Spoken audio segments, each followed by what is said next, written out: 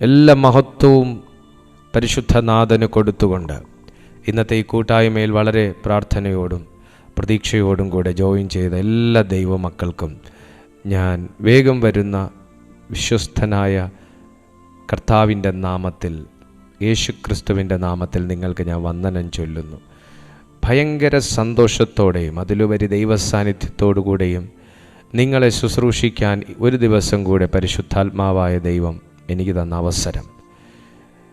ആയുസ്സിൽ നമുക്കെന്തും മറന്നു കളയാൻ പറ്റും, പക്ഷേ അനുഭവിച്ച ദൈവസാന്നിധ്യത്തെയോ ആ സമയത്തെയോ ആ ഒരു ദിവസത്തെയോ നമുക്ക് മറക്കാൻ പറ്റത്തില്ല. ഞാൻ ആദ്യമായിട്ട് പരിശുദ്ധാത്മ സാന്നിധ്യം എൻ്റെ ശരീരത്തിൽ തിരിച്ചറിയത്തക്ക നിലയിൽ ഉണ്ടായ ദിവസത്തെ ഞാൻ ഇന്നും ഓർക്കുന്നു. അതുണ്ടായ ആ ചർച്ചിനെ ഞാൻ ഇന്നും ഓർക്കുന്നു. ആ അന്തരീക്ഷത്തെ ഞാൻ ഇന്നും ഓർക്കുന്നു. കഴിഞ്ഞ ദിവസം എൻ്റെ മേൽ അങ്ങനൊരു ശുശ്രൂഷ പരിശുദ്ധാത്മാവ് നിറവേറ്റാൻ ഉപയോഗിച്ച കർത്തൃദാസനെ ഞാനൊരു മീറ്റിങ്ങിൽ വെച്ച് കണ്ടു. ഞാൻ വേഗം അദ്ദേഹത്തിൻ്റെ അടുത്ത് ചെന്ന് അന്ന് എനിക്കുണ്ടായ അനുഭവത്തെ ഞാൻ അദ്ദേഹത്തെ ഓർമ്മിപ്പിച്ചു.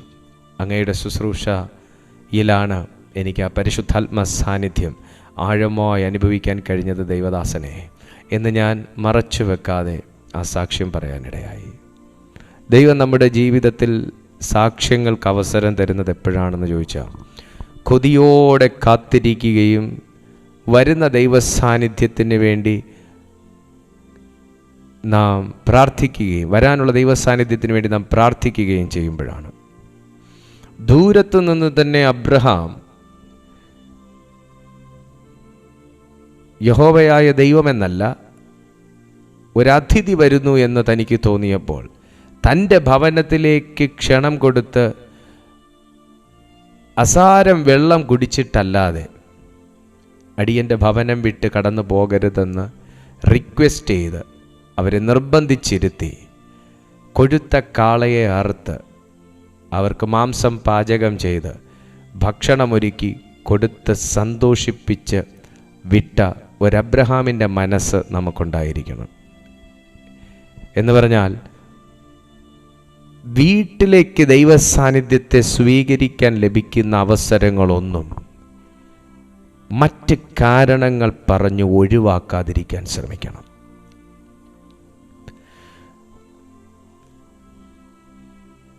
അബ്രഹാമിൻ്റെ ആ ഒരു മനോഭാവം നമുക്കുണ്ടെങ്കിൽ ഇന്ന് നമ്മുടെ അരികിൽ നിൽക്കുന്ന ദൈവസാന്നിധ്യത്തെ നാം ഒരിക്കലും ഉപേക്ഷയായി വിചാരിക്കത്തില്ല.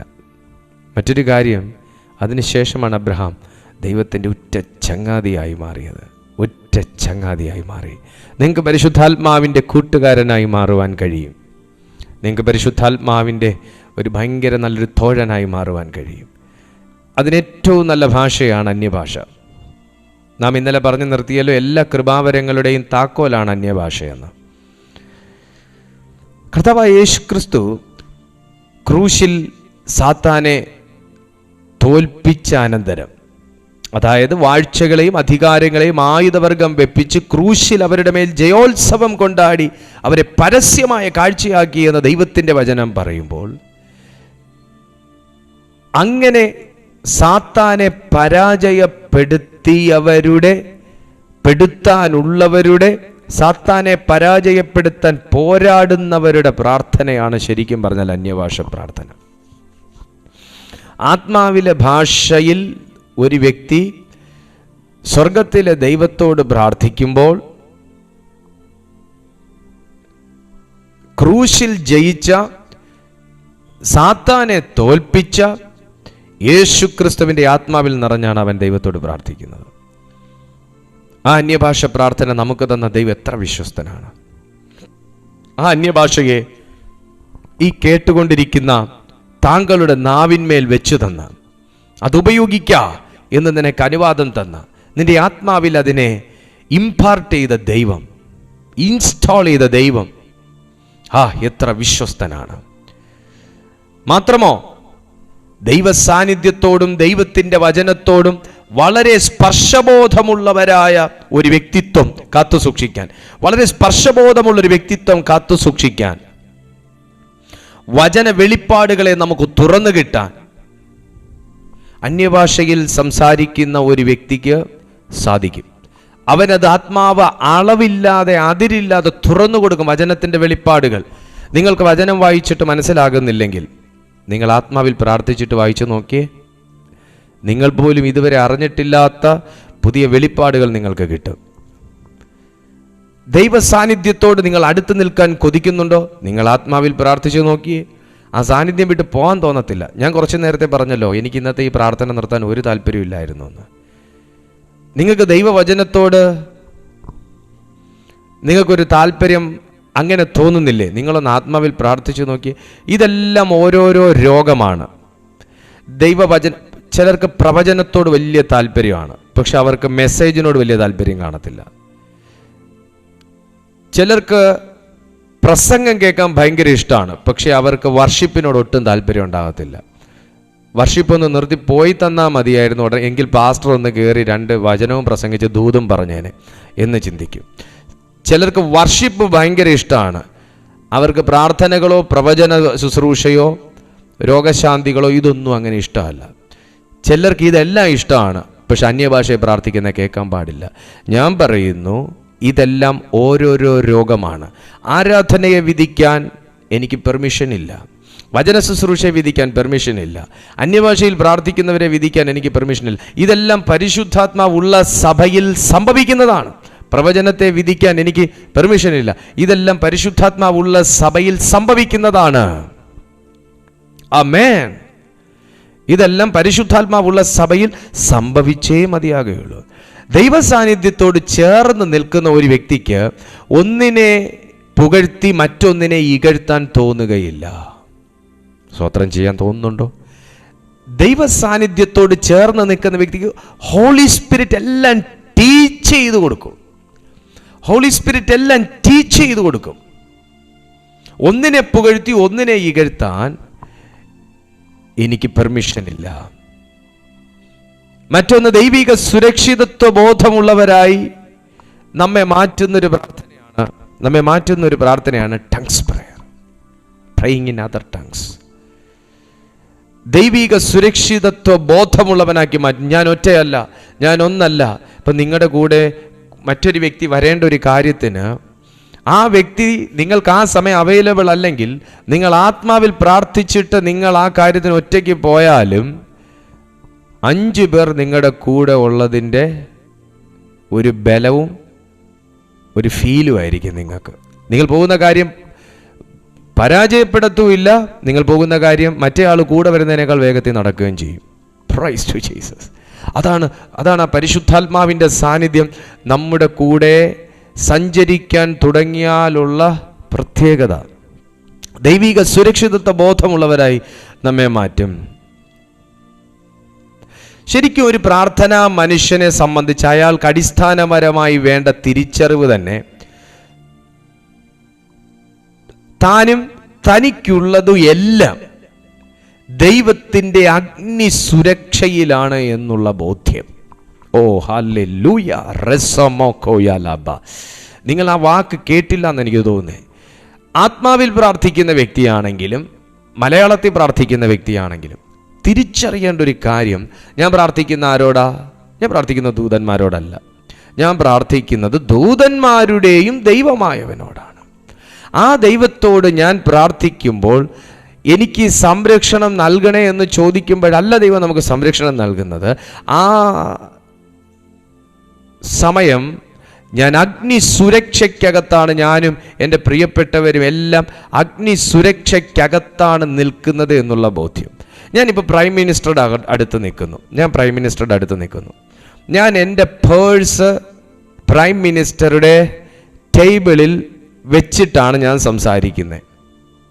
എൻ്റെ കാറിൻ്റെ കീ ഞാൻ അതിൻ്റെ ഒരു സൈഡിൽ വെച്ചിട്ടാണ് സംസാരിക്കുന്നത്. അങ്ങനെയാണെന്നുണ്ടെങ്കിൽ പ്രൈം മിനിസ്റ്ററോട് സംസാരിച്ചുകൊണ്ടിരിക്കുന്ന ഞാൻ ഇടയ്ക്കിടയ്ക്ക് എൻ്റെ പേഴ്സ് ആരെങ്കിലും അടിച്ചു മാറ്റുന്നുണ്ടോ? കാറിൻ്റെ കീ ആരെങ്കിലും എടുക്കുന്നുണ്ടോ? എൻ്റെ എന്തെങ്കിലും വിലപ്പെട്ട വസ്തുക്കൾ ആരെങ്കിലും കവർന്നെടുക്കാൻ ശ്രമിക്കുന്നുണ്ടോ? എൻ്റെ പുറകിൽ ഏതെങ്കിലും ചാരൻ നിപ്പുണ്ടോ? എന്നെ ആരെങ്കിലും വെടിവെക്കാൻ ഉന്നം വെക്കുന്നുണ്ടോ? ഞാൻ ഇതെന്തെങ്കിലും നോക്കാറുണ്ടോ? ഇല്ല. കാര്യം എന്താ? പ്രൈം മിനിസ്റ്റർക്കുള്ള സുരക്ഷ ആ സമയം എനിക്കും കൂടെയുള്ള സുരക്ഷയാണ്. Am I right? കാരണം ഞാൻ നിൽക്കുന്ന സ്ഥലം വേറെയാണ്, നിൽക്കുന്ന പരിസ്ഥിതി വേറെയാണ്. ഇപ്പം ഞാൻ നിൽക്കുന്ന സുരക്ഷിതത്വം പ്രൈം മിനിസ്റ്റർക്കും കൂടെ കിട്ടുന്ന സുരക്ഷിതത്വമാണ്. ആമേൻ, ഹല്ലേലൂയ. നമ്മൾ സാധാരണ ഒരു ജ്യൂസ് കോർണറിൽ കയറിപ്പോകുന്ന ലാഘവത്തി നമുക്ക് പ്രൈം മിനിസ്റ്ററുടെ ക്യാബിനിൽ കയറി പോകാൻ പറ്റുമെന്ന് തോന്നുന്നുണ്ടോ? അല്ല, അതിൻ്റെ ഭാഗത്തേക്ക് പോകാൻ പറ്റുമെന്ന്, ആ ഗേറ്റ് കിടക്കാൻ പറ്റുമെന്ന് തോന്നുന്നുണ്ടോ? ഇല്ല. അത്രയും സുരക്ഷ ഒരു മനുഷ്യനുണ്ടെങ്കിൽ, സാക്ഷാൽ ദൈവത്തിൻ്റെ ചങ്ങാതിയായിരിക്കുന്ന എനിക്ക്, ആ ദൈവത്തോട് നിത്യവും പ്രാർത്ഥിക്കുന്ന എനിക്ക്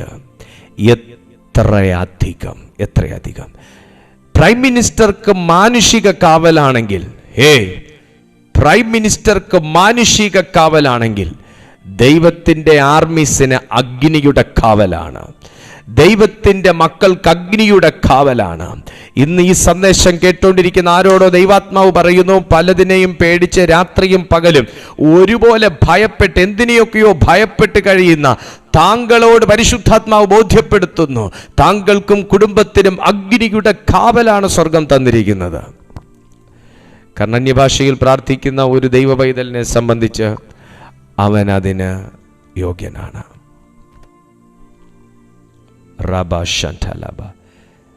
മറ്റേറ്റവും വലിയൊരു വിടുതൽ എന്തുവാന്നുള്ളത് അറിയാവോ? അന്യഭാഷയിൽ പ്രാർത്ഥിച്ചാൽ പൊട്ടച്ചൊല്ല്, കളിവാക്ക്, ഇങ്ങനെ ചേർച്ചയില്ലാത്തവ ഒന്നും നമ്മുടെ നാവിലെടുക്കാൻ തോന്നത്തില്ല. നമ്മുടെ നാവിൽ അത് വരരുത് എന്ന നിലയിൽ നാവിനെ നിയന്ത്രിക്കാൻ അന്യഭാഷയിൽ സംസാരിക്കുന്നത് ശീലമാക്കുന്നതിലൂടെ നമുക്ക് സാധ്യമാക്കിയെടുക്കാൻ പറ്റും. എനിക്ക് തോന്നുന്നു, നിങ്ങൾ അന്യഭാഷയിൽ പ്രാർത്ഥിക്കുന്നൊരു വ്യക്തിയാണെങ്കിൽ നിങ്ങൾ പൊതുവെ സംസാരശീലം കുറവുള്ളൊരു വ്യക്തിയായി മാറും. വെറുതെ സംസാരിക്കുന്ന ശീലം കുറവുള്ളൊരു വ്യക്തിയായി മാറും. പൊതുവെ ആൾക്കാർ ചില ഹെഡ് വെയിറ്റ് കൂടുതലാണെന്നൊക്കെ പറയാൻ സാധ്യത കൂടുതലാണ്. എന്നാൽ പോലും നിങ്ങളെ ദൈവം ഒറ്റപ്പെടുത്തത്തില്ല എന്ന് പറഞ്ഞ് ഒത്തിരി സംസാരിക്കുന്ന ആൾക്കാരെ ദൈവം സ്നേഹിക്കത്തില്ലെന്നൊന്നും ഞാൻ പറഞ്ഞിട്ടില്ല, ബൈബിളും പറയുന്നില്ല. അതൊക്കെ ഒരു പ്രത്യേക ഭാഗ്യമാണ്. മറ്റൊരു വ്യക്തിയോട് സംസാരിക്കാൻ തോന്നുക, അതിനുള്ള മനസ്സൊക്കെ ഉണ്ടാവുക എന്ന് പറഞ്ഞാൽ പ്രത്യേക ഗിഫ്റ്റാണ്. എന്നാൽ ചില വ്യക്തികളെ സംബന്ധിച്ച് അവർ അധികം അത്ര സംസാരശീലം ഇല്ലാത്തവരും എന്നാൽ കൂടുതൽ ദൈവത്തോട് സംസാരിക്കാൻ താല്പര്യമുള്ള വ്യക്തികളുമായി ഞാൻ കണ്ടുവരുന്നുണ്ട്. അതിലൊരു വ്യക്തിയായി എന്നെ ഉൾപ്പെടുത്താവുന്നതാണ്. ഞാൻ പൊതുവെ അങ്ങനെ അധികം സംസാരിക്കത്തില്ല, എന്നാൽ ദൈവിക കാര്യം സംസാരിക്കാൻ തുടങ്ങിക്കഴിഞ്ഞാൽ വാടക്കത്തുമില്ല. അങ്ങനത്തെ ഒരു ശൈലിയാണ്. അത് ഓരോരുത്തരുടെ രീതിയാണ്. അത് പരിശുദ്ധാത്മാവ് ഒരു വ്യക്തി ചിലരെ ആ നിലവാരത്തിലാക്കിയെടുക്കാൻ ദൈവവും ആഗ്രഹിക്കും. ആ നിലവാരത്തിൽ ആക്കിയെടുക്കാൻ ദൈവം ആഗ്രഹിക്കും. ദൈവം വലിയ കാര്യങ്ങൾ ചെയ്യുന്ന ദൈവമാകുന്നുവല്ലോ. അങ്ങനെ ഒരു വ്യക്തിയാക്കിയെടുക്കുന്നതിൻ്റെ പിന്നിലും ദൈവമായ ഉദ്ദേശം ഉണ്ടാകും. ദ നെക്സ്റ്റ് വൺ, ദൈവിക വിശുദ്ധി നമ്മുടെ ഹൃദയങ്ങളിൽ സൂക്ഷിക്കാൻ നാം ആത്മാവിൽ പ്രാർത്ഥിക്കുന്നതിലൂടെ നമുക്ക് സാധിക്കുന്നു. ദൈവിക വിശുദ്ധി നമ്മുടെ ഹൃദയങ്ങളിൽ കാത്തു സൂക്ഷിക്കാൻ. പ്രിയപ്പെട്ട സുഹൃത്തേ, എത്ര അഭിഷേകം ഉണ്ടെന്ന് പറഞ്ഞാലും, എത്ര വലിയ ഉന്നതരായ ജനറൽസുമായിട്ട് ബന്ധമുണ്ടെന്ന് പറഞ്ഞാലും, എത്ര വലിയ പവർ കോൺഫറൻസ് അറ്റൻഡ് ചെയ്ത വ്യക്തിയാണെന്ന് പറഞ്ഞാലും, എത്ര വലിയ നിലവാരത്തിൽ ഉപയോഗിക്കുന്ന ഹയർ റിലത്തിൽ നിൽക്കുന്ന അഭിഷിക്തനെ കൊണ്ട് കൈവെപ്പ് മേടിച്ച വ്യക്തിയാണെന്ന് പറഞ്ഞാലും, നിന്നിൽ ദൈവം ഇട്ടിരിക്കുന്ന ഗിഫ്റ്റുകൾ ഓപ്പറേറ്റ് ചെയ്യപ്പെടണമെങ്കിൽ, നിങ്ങൾ അനുഗ്രഹിക്കപ്പെടണമെങ്കിൽ, നിങ്ങൾ മറ്റൊരു വ്യക്തിക്ക് അനുഗ്രഹമായി മാറണമെങ്കിൽ, ഞാൻ ഏറ്റവും അവസാനം പറഞ്ഞ കാര്യം അത്യന്താപേക്ഷിതമാണ്: ഹൃദയ വിശുദ്ധി. ഹൃദയ വിശുദ്ധി. നിങ്ങൾ 5 മണിക്കൂർ അന്യഭാഷയിൽ പ്രാർത്ഥിക്കുന്ന വ്യക്തിയായാലും ശരി, നിങ്ങളുടെ ഹൃദയത്തെ നിങ്ങൾ സൂക്ഷിക്കുന്നില്ലെങ്കിൽ നിങ്ങൾ വഞ്ചിക്കപ്പെടും. നിങ്ങളുടെ ഹൃദയത്തിനകത്ത് അങ്ങനെ ഒരു സംഭവം ഇല്ലെങ്കിൽ, വിശുദ്ധി ഇല്ലെങ്കിൽ, നിങ്ങൾ പണിയപ്പെടത്തില്ല, നിങ്ങൾ ഉപയോഗിക്കപ്പെടത്തില്ല. കാരണം പിശാചി ക്ലെയിം ചെയ്യും. നിങ്ങളുടെ ഹൃദയം നല്ലതായി സൂക്ഷിച്ചാൽ അതിനകത്ത് ഈച്ചയും കൊതുകും പാറ്റയും പല്ലിയല്ല പെറ്റുവരികാൻ പോകുന്നത്, ദൈവം തന്നെ ഇറങ്ങി വസിക്കും. ആ ഹൃദയത്തിനകത്ത് ദൈവം ഇറങ്ങി വസിക്കും. ആ ഹൃദയത്തിൽ ദൈവം ഇറങ്ങി വസിക്കുകയാണെന്നുള്ള ഒരു വ്യക്തിയാണെങ്കിൽ അവൻ ഇറങ്ങി റോഡിൽ കൂടെ നടന്നാൽ മതി, ഭൂതങ്ങൾ അലറാൻ തുടങ്ങും. അവൻ റോഡിലിറങ്ങിയാൽ ഭൂതം അലറും. അവൻ പ്രാർത്ഥന കഴിഞ്ഞ് പുറത്തിറങ്ങിയാൽ അവന് ഡിമാൻഡ് ഉണ്ടാകും. പത്രോസിനെ അന്വേഷിച്ച് അങ്ങ് ദൂരത്തുനിന്ന് ആൾക്കാർ വന്നില്ലേ? കാര്യം എന്നാണെന്നറിയാവോ? ഹൃദയത്തിൽ വസിക്കുന്ന പരിശുദ്ധാത്മാവിൻ്റെ ഡിമാൻഡാ. നീ പ്രാർത്ഥിക്കുന്ന സമയം ചില കൊർന്നല്യോസുമാരോട് ദൈവത്തിൻ്റെ ആത്മാവ് പറയും, ആ ജില്ലയിൽ ചെന്ന് അവനെ പൊക്കിക്കൊണ്ടുവരാൻ. നിന്നെ വീട്ടിൽ വേണ്ടെങ്കിലും നിന്നെ വേണ്ട ഒരു നാടുണ്ട്. നിന്നെ വീട്ടുകാർക്ക് വേണ്ടെങ്കിലും വേണ്ട ചില നാട്ടുകാരുണ്ട്. നിന്നെ ബന്ധുക്കൾക്ക് വേണ്ടെങ്കിലും നിന്നെ അമ്മതുല്യമായി സ്നേഹിക്കുന്ന ചില വ്യക്തികൾക്ക് നിന്നെ ആവശ്യമുണ്ട്. Praise the Lord. അതിനായി നിങ്ങളെ തന്നെ സമർപ്പിക്കുക. നിനക്ക് വീട്ടിൽ വിലയില്ലെങ്കിലും നിനക്ക് സ്വർഗത്തിൽ വിലയുണ്ട്. ഹല്ലേലൂയ. നിന്നെ മനുഷ്യൻ മനസ്സിലാക്കിയില്ലെങ്കിലും നിന്നെ മനസ്സിലാക്കുന്നൊരു ദൈവമുണ്ട്. എല്ലാ കണ്ണുകളും കർത്തൃസന്നിധിയിൽ ഒരു സെക്കൻഡ് അടയട്ടെ. റീബൽ ഷേമർ ഖനിയ എലബി റുഹാസി മെർഷാന്റി ഗൗനി ഹിയർ വോസ് അമേസിംഗ് ഖവർ മലാഖ എബർ റിസെംബർ ലഹിതസി. ആത്മാവിൽ സംസാരിച്ച്, ആത്മാവിൽ പ്രാർത്ഥിച്ച്. റീബ ഷേഖെ മഹത്തര എലമറുഹ ഷാംബത്തേരി അബ്ധേരിക റഗൽത്തര. കർത്താവെ, എന്നെ യൂട്യൂബിലും സൂമിലും കാണുന്ന ഓരോ ദൈവമക്കളെയും ഞാൻ ദൈവകരങ്ങളിൽ സമർപ്പിച്ച് പ്രാർത്ഥിക്കുന്നു. പരിശുദ്ധാത്മാവേ, ഇവരുടെ ജീവിതത്തിൻ്റെ നിലവാരത്തെ മാറ്റുന്ന ഈ ശുശ്രൂഷയിലേക്ക് ഇവരെ കർത്താവ് കൂട്ടി വരുത്തിയല്ലോ. ഇവരെ ദൈവാത്മാവ് ഉപയോഗിക്കണം. ഇവരുടെ നാവുകളെ പരിശുദ്ധാത്മ ശക്തിയാൽ അവിടുന്ന് നിറയ്ക്കണമെന്ന് ഞാൻ പ്രാർത്ഥിക്കുന്നു. ഇവരുടെ ഉള്ളത്തെ പരിശുദ്ധാത്മാവ് കൊണ്ട് നിറയ്ക്കണമെന്ന് ഞാൻ പ്രാർത്ഥിക്കുന്നു. ദൈവത്തിൻ്റെ അസാധാരണമായ ജീവനും ശക്തിയും ഈ പ്രിയപ്പെട്ടവരുടെ ജീവിതത്തിൽ അവിടുന്ന് നൽകണമെന്ന് ഞാൻ പ്രാർത്ഥിക്കുന്നു. ലാം തേബ്ര ഷേംബ്ര ടേഖോമോ എൻ്റെ ദൈവമേ, ഇവർ ഈ ദിവസങ്ങളിൽ പ്രാർത്ഥിക്കുന്ന വിഷയങ്ങളുടെ മേൽ അസാധാരണ മറുപടികൾ അവിടുന്ന് വെളിപ്പെടുത്തണമെന്ന് പ്രാർത്ഥിക്കുന്നു. ഉയരത്തിലെ ശക്തി അവിടുന്ന് അയച്ചിവരെ ബലപ്പെടുത്തണമേ നാഥ. ധന്യഭാഷ പ്രാപിക്കാൻ ആഗ്രഹിക്കുന്ന ഒരു വ്യക്തി പോലും കർത്താവേ, ഈ 21 ദിവസത്തെ പ്രാർത്ഥന കഴിയുമ്പോൾ അവർ പ്രാപിക്കാതെ പോകരുതപ്പ. ആത്മാവ് അവരെ തൊടണമെന്ന് ഞങ്ങൾ അപേക്ഷിക്കുകയാണ്. കൂട്ടസൗഖ്യങ്ങൾ ഉണ്ടാകട്ടെ. ജനമനുഗ്രഹിക്കപ്പെടട്ടെ. യേശുവിൻ നാമത്തിൽ തന്നെ ആമേൻ. എല്ലാ ദൈവമക്കളും കരങ്ങൾ ഉയർത്തി ഒരു ഹല്ലേലൂയ പറഞ്ഞാട്ടെ. ആമേൻ. ഹല്ലേലൂയ. ദൈവത്തിന് മഹത്വം ഉണ്ടാകട്ടെ. എല്ലാ ദൈവമക്കളെയും കർത്താവ് അധികമായി വർദ്ധിപ്പിക്കട്ടെ, യൂസ് ചെയ്യട്ടെ എന്ന് ഞാൻ പ്രാർത്ഥിക്കുന്നു. നിങ്ങൾ ആദ്യമായിട്ട് ഈ ചാനൽ കാണുകയാണെങ്കിൽ ചാനൽ സബ്സ്ക്രൈബ് ചെയ്താൽ നിങ്ങൾക്ക് എല്ലാ ദിവസമുള്ള നോട്ടിഫിക്കേഷൻസ്, മീറ്റിങ്ങിൻ്റെ നോട്ടിഫിക്കേഷൻസ് ലഭിക്കും. ഇത് ഞങ്ങളുടെ 21 ദിവസത്തെ ടങ്സ് പ്രെയറാണ്. ഇപ്പോൾ രാത്രി 10 മണി മുതൽ 11 മണി വരെ നടക്കുന്നത്. അതിൻ്റെ 5-ാമത്തെ ദിവസത്തെ ആരാധനയുടെ സന്ദേശമാണ് നിങ്ങളിപ്പോൾ കേട്ടുകൊണ്ടിരിക്കുന്നത്. ഓരോ ദിവസവും അത്ഭുതകരമായ സാക്ഷ്യങ്ങൾ ഇതിനകത്ത് ഉണ്ടാകുന്നു. നിങ്ങൾക്കും അങ്ങനൊരു കൂട്ടായ്മയിൽ പങ്കെടുക്കാൻ താല്പര്യമുണ്ടെങ്കിൽ ഞങ്ങളുടെ ഈ ചാനൽ നിങ്ങൾ എല്ലാ ദിവസവും സന്ദർശിക്കുന്നത് നിങ്ങൾക്ക് ഉപകാരപ്രദമായിരിക്കും. നിങ്ങൾക്ക് ഞങ്ങളുടെ സൂം മീറ്റിങ്ങിൻ്റെ ID ആവശ്യമുണ്ടെങ്കിൽ നിങ്ങൾ ഈ നമ്പറിൽ സൂം ID ആവശ്യമുണ്ടെന്ന് നിങ്ങൾ മെസ്സേജ് ഇട്ടാൽ തരാം. ദിവസവും രാവിലെ 6:30 മണിക്കും വൈകുന്നേരം 6:30 മണിക്കും ഞങ്ങളുടെ മീറ്റിംഗ് നടത്തപ്പെടുന്നു. രാവിലെ 6:30 മണിക്ക് യൂട്യൂബിൽ മാത്രവും വൈകുന്നേരം 6:30 മണിക്ക് സൂമിലും യൂട്യൂബിലുമായിട്ടാണ് ഞങ്ങളുടെ മീറ്റിംഗ് നടക്കുന്നത്. നിങ്ങൾ കാണുന്നതോടൊപ്പം ഓരോ സന്ദേശവും നിങ്ങളുടെ പ്രിയപ്പെട്ടവർക്കും കൂടെ നിങ്ങൾ അയച്ചു കൊടുത്താൽ ദൈവരാജ്യത്തിൽ അതൊരു വലിയ കാര്യമായിരിക്കും. തീർച്ചയായിട്ടും നിങ്ങളുടെ ഓരോ ഷെയറിങ്സിനും കർത്താവ് പേ ഔട്ട് തരും. ദൈവം അതിൻ്റെ പേ ഔട്ട് തരും. അത് നിങ്ങൾക്ക് സ്വീകരിക്കാവുന്നതാണ്. ആ പേ ഔട്ടിൻ്റെ പ്രത്യേകത എന്നാന്ന് ചോദിച്ചാൽ, തരുന്ന എത്രയാണോ അതിനൊന്നിനും ടാക്സ് കൊടുക്കണ്ട. ദൈവം നിനക്ക് സ്വന്തമായിട്ടാണ് തരുന്നത്. അതിന് ആർക്കും പകുത്തു കൊടുക്കേണ്ട കാര്യമില്ല. ദൈവത്തിങ്കിൽ നിന്ന് പ്രാപിക്കാൻ ആഗ്രഹിക്കുന്ന എല്ലാ ദൈവമക്കളും തീർച്ചയായിട്ടും ഈ മിനിസ്ട്രിയെ സപ്പോർട്ട് ചെയ്യുക. ദൈവം നിങ്ങളെ എല്ലാ നിലയിലും വർദ്ധിപ്പിക്കട്ടെ, മാനിക്കട്ടെ. എനിക്കറിയാം ഒരുപാട് പേര് ഈ സന്ദേശം ഒത്തിരി പേർക്ക് ഷെയർ ചെയ്യുന്നുണ്ട്. എനിക്ക് അവരുടെ ഒന്നും പേരറിഞ്ഞുകൂടാ, പക്ഷെ ദൈവത്തിന് എല്ലാവരുടെ പേരും അറിയാം. തീർച്ചയായിട്ടും ദൈവം നിങ്ങളെ അനുഗ്രഹിക്കും, വർദ്ധിപ്പിക്കും, ബലപ്പെടുത്തും, സഹായിക്കും. ദൈവം നിങ്ങളെ മാനിക്കും. എല്ലാ നിലയിലും ദൈവം നിങ്ങളെ ആശീർവദിക്കും. നമുക്ക് അടുത്ത ദിവസം കാണാം. അതുവരെ അത്യുന്നതൻ്റെ ചിറകിൻ്റെ കീഴിൽ കർത്താവ് നിങ്ങളെല്ലാവരെയും സൂക്ഷിക്കട്ടെ. God bless you.